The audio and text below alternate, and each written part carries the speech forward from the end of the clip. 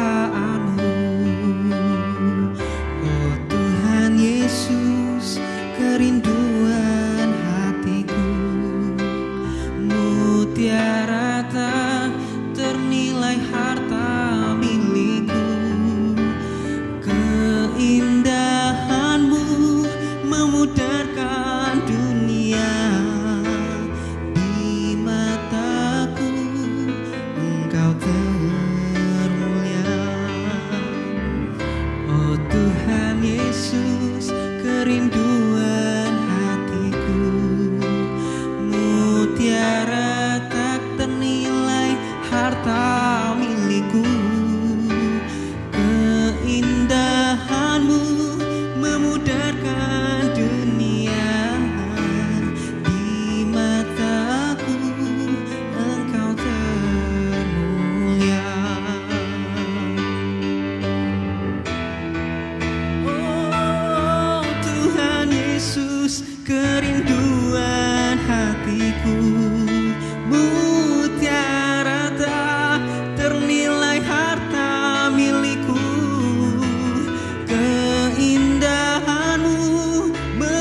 biarkan dunia di mataku engkau termulia, di mataku engkau termulia, di mataku engkau termulia.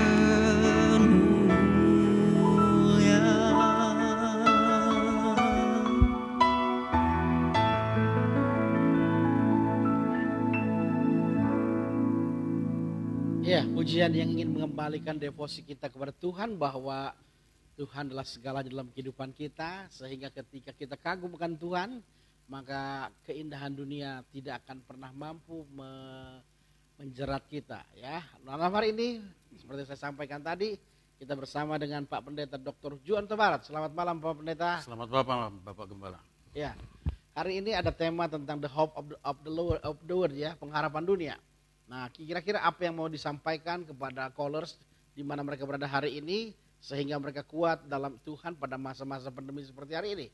Apa yang Tuhan taruh dalam hati Pak Pendeta? Silakan disampaikan kepada callers di rumah. Baik, terima kasih. Shalom dan selamat malam untuk callers di seluruh Indonesia.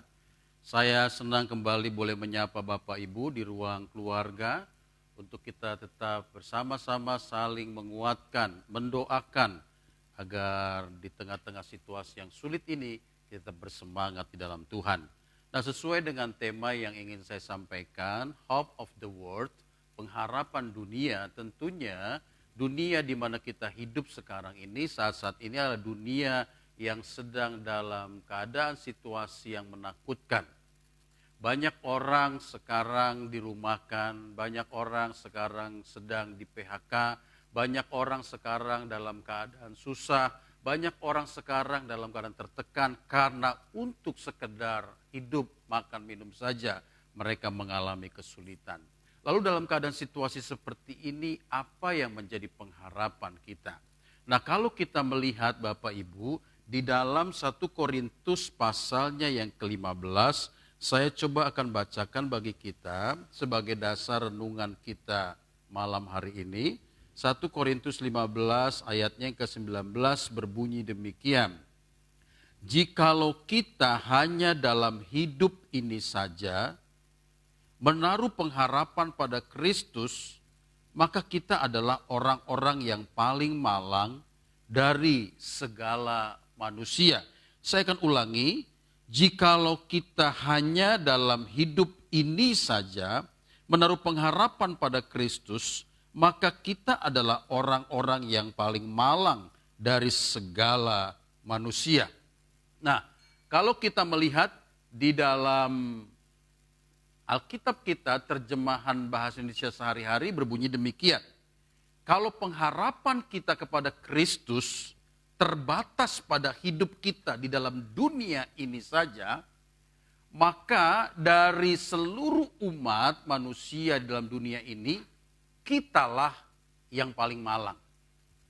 Nah, itu sebabnya saya ingin mengajak kita untuk memahami apa sih sebenarnya pengharapan kita. Kalau minggu-minggu yang lalu saya menyampaikan satu tema tentang mengeluh.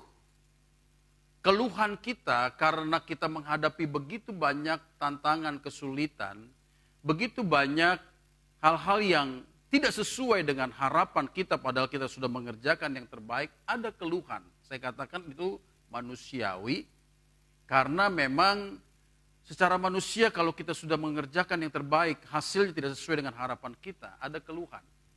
Tetapi keluhan itu akan menjadi sesuatu yang berbahaya kalau sudah menjadi gaya hidup kita. Dalam hal kecil, hal-hal sesuatu yang sebenarnya tidak perlu kita keluhkan, kita menjadi mengeluh karena gaya hidup kita. Nah, orang yang mengeluh salah satunya juga, di sini saya lanjutkan, kalau kemarin kita membanding-bandingkan diri kita dengan orang lain, makanya saya katakan stop comparing, stop crawling. Nah, hari ini mengapa kita bisa mengeluh? Sebab kita tidak memiliki pengharapan yang jelas. Kita tidak memiliki pengharapan yang pasti.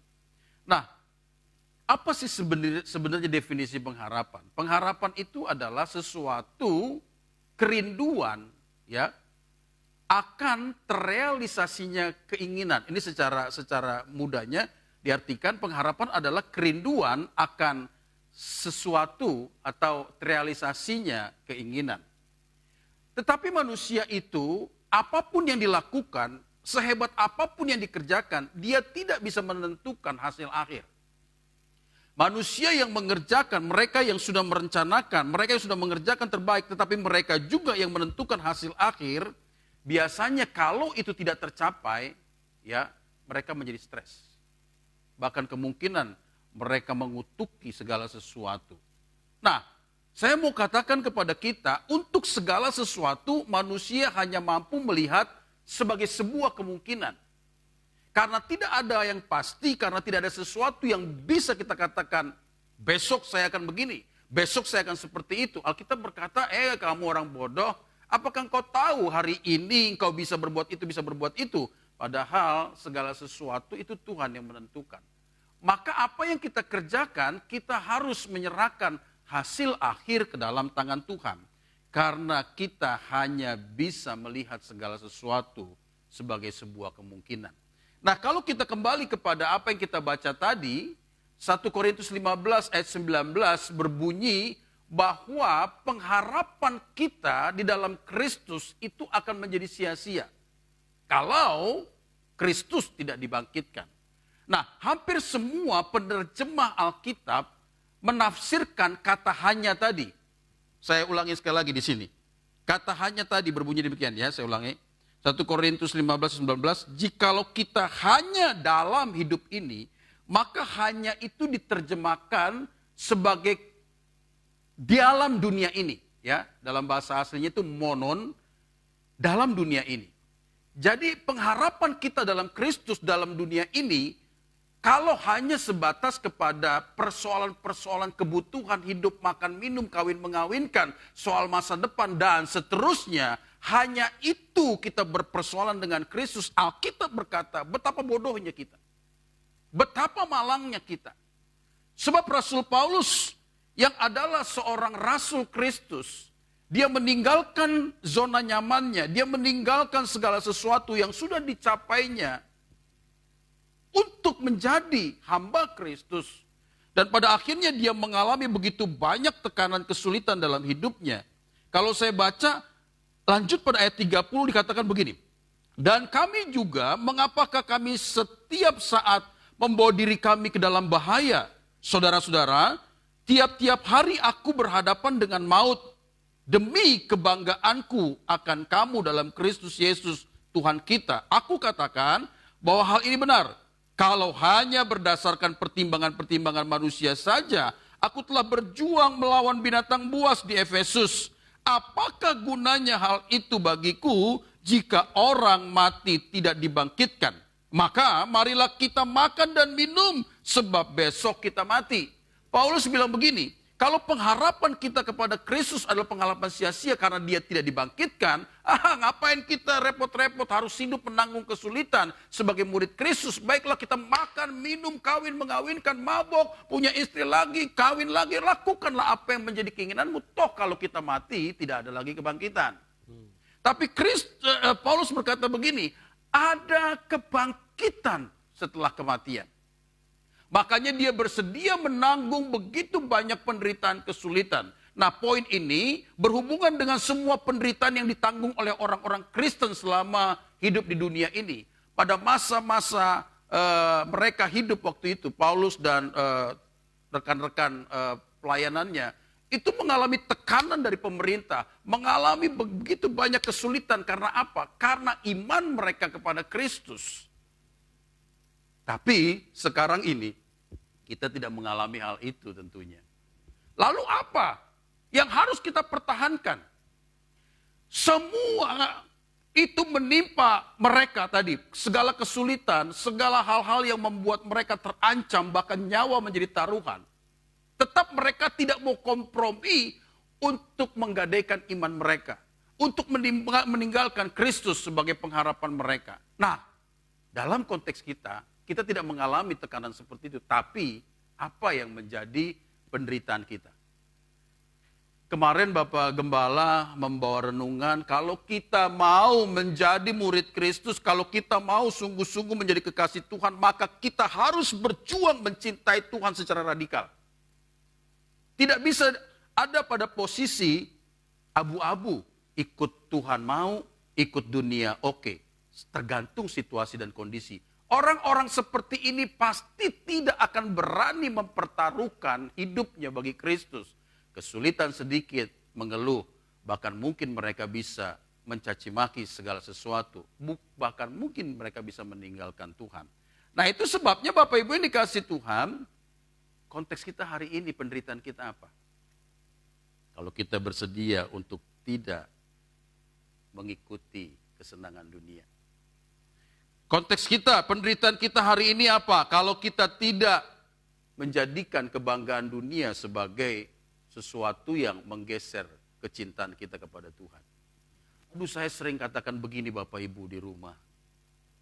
Tidak mudah untuk menjadi kekasih Tuhan. Tidak mudah. Kita ini hamba-hamba Tuhan berjuang berulang-ulang untuk begitu serius mencintai Tuhan. Berapa lama waktunya? Setelah itu ketika kita kembali lagi kepada kesibukan, kepada segala sesuatu yang berhubungan dengan dunia yang punya pesona, dunia yang punya kegemerlapan indah ini membuat kita akhirnya pelan-pelan meninggalkan Tuhan. Saya senang dengan pujian tadi. Berkata, oh Tuhan Yesus, kerinduan hatiku, mutiara tak ternilai harta milikku. Keindahanmu memudarkan dunia, keindahan Tuhan, keagungan Tuhan. Sesuatu yang Tuhan akan sediakan setelah kita hidup ini.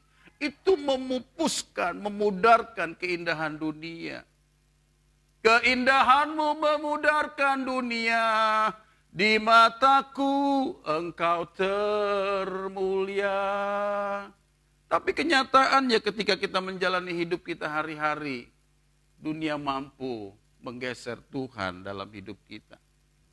Kalau kita tidak bersedia menjadikan dunia kebanggaan kita. Kalau kita tidak bersedia menjadikan dunia sebagai sesuatu yang membuat kita menjadi begitu terlena, itu penderitaan kita sekarang ini. Nah itu sebabnya Bapak Ibu yang dikasih Tuhan dalam 1 Timotius 1 ayat 1, Rasul Paulus katakan, dikatakan apa? Saya akan bacakan begini. 1 Timotius 1 ayat 1, dari Paulus, Silwanus, dan siapa ini? Kronika itu. Ya, 1 Timotius.